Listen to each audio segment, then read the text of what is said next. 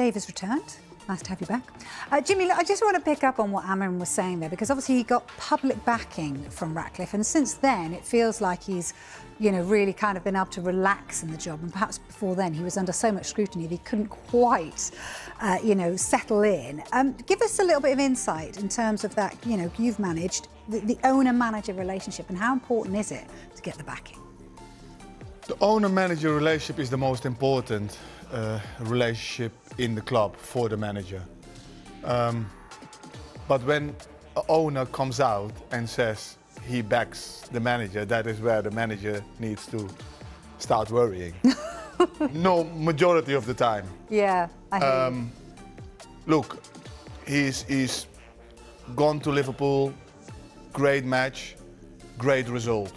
Yeah, showed really a lot of resilience in the game. Then what he has done against Brighton, he's backed it up and calmed the ship down a little bit. Let's not forget, let's not get carried away. They're still far of where they should be, really far. But if he keeps on winning the matches that he needs to keep on winning, they're not going to be champions. Yeah? If he is there and thereabout in the top 4, he's done a really good season. A really good season. If he wins the matches that we all expect that he should win, then he buys himself time, and then he will be next year here. But he can't lose against teams like Brighton at home, Everton away, Everton at home.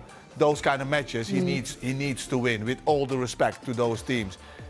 And then he will buy himself time, and then he can relax a little bit, and then next year he can get some more players in that he wants, that fits in his system, and then keep on growing. But I wouldn't put too much on the owners giving him backing. It's all about results. It's all about results. If he doesn't win his games, that message will change. This whole set-piece thing is part of a wider issue, and it's not just Arsenal in the Premier League this season. And actually, I was reading an interesting article by Jason Bird in The Telegraph, talking about the Premier League becoming like the NFL, as he puts it, quote, a sport obsessed by set-pieces with elaborate playbooks, breaking up the flow of the game. Don't we want fast, free, flowing football? And therefore, it's not as entertaining. Do you agree the Premier League not as entertaining at the moment, Clinton? No, I understand what he's saying, listen, but if you're winning football matches from scoring from set pieces and it's working for you, why not do it? When we were playing, set pieces was massive, and now all of a sudden it's come back into it. It was like, let's play pretty football out from the back. But sometimes you're not going anywhere. You're getting pressed and people are punishing you and scoring. Get up and play in other people's half. Why not? If they're good at it, I understand the teams like the Liverpool and Arsenal can play out from the back. Even though Arsenal are a threat from set pieces. I've always said it. I said it the other day, Jules. I hated going into training and having to sit there for half an hour or stand around half an hour, 45 minutes and do set pieces. It bored the life out of me because I knew where I was. I was on the goalkeeper.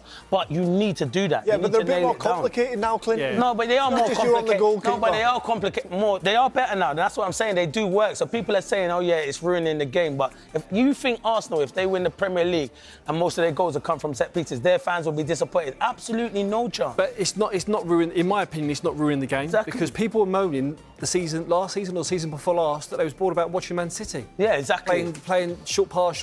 I think it brings a sort of a breath of fresh air where it just brings chaos, carnage into a box. People can't defend it. People don't know what to do. Second balls is a bit old school. I love it. I'm all for it. I'm not saying like every team has to do it. I'm not saying right.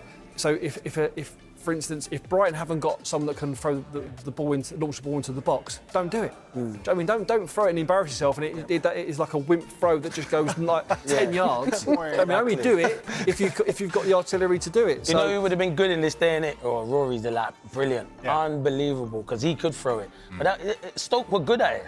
You know when you're going to play against Stoke and you're playing against the top teams, they're not going to try and play out football at the back. Tony Pulis didn't want to do that. He had it right all along, Tony Pulis. Yeah, of course he did. He knew what he was doing, so fair enough. I know we have to move with the times and stuff, but if you're winning football matches, I'm doing it that way. I kind of get it. Like, listen, we're sitting there and we're watching it and we want to see the football out from the back and stuff like that. But City's right. Everyone, when Man City did it, everyone was moaning and saying, "Oh, it's boring. It's the same thing." But they're winning football matches. You have to find a way out to win games. It suits Brentford and the likes of Tottenham and Arsenal at the minute, and they're winning football matches. Mazza loved set pieces. That head, you should get your head on things, didn't you? I just have to run.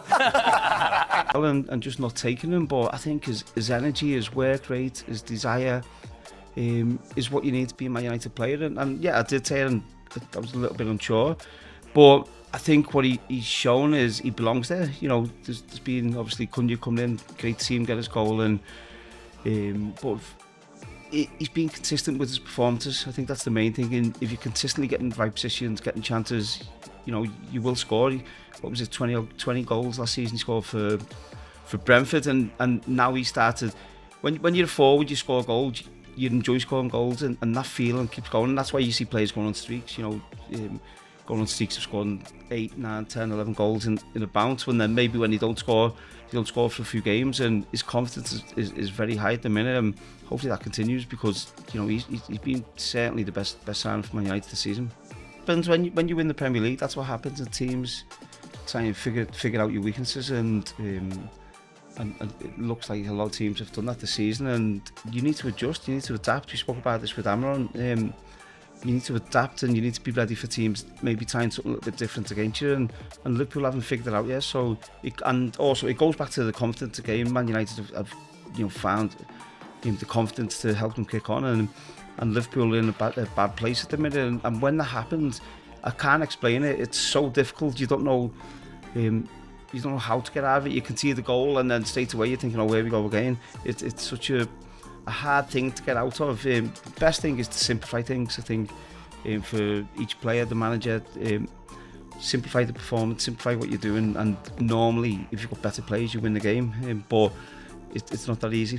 Slot has mentioned, as Kay said, about the fact that his team are weak to set pieces, and he's saying it in interviews outwardly. What did you make of that? Because obviously he's been around the block, he knows what he's saying. Will that be sending a message to the players, the right type of message? Yeah, but I also think that I've worked with a few Dutch managers, Van Gaal, Cocu, Ron Koeman, and the one thing they are is very honest. And I think what he's saying to the media is what he'd be saying to the players. And set pieces are massive in the game, obviously, but and I'm sure that they're working and probably doing more work than they ever have done on set pieces. But you know they keep conceding from them, and you know, and other teams will be looking at it thinking, you know, they're vulnerable. Let's put the ball in this area where maybe they wouldn't have before. So it's an issue for them. But yeah, you've just got to get through it. I think that's what happens in football. When you're weak at something, teams try and, you know, make the most of that. But you've got to try and get through it any way possible. Get through it, and you know, it'll be starting with one game. The next game, let's not concede from set piece. Let's not get done with long balls, and you have to bring everything back. And I know it's a cliche, but you know, back to basics. You have to bring everything back, and then you can start building again to try and improve after that.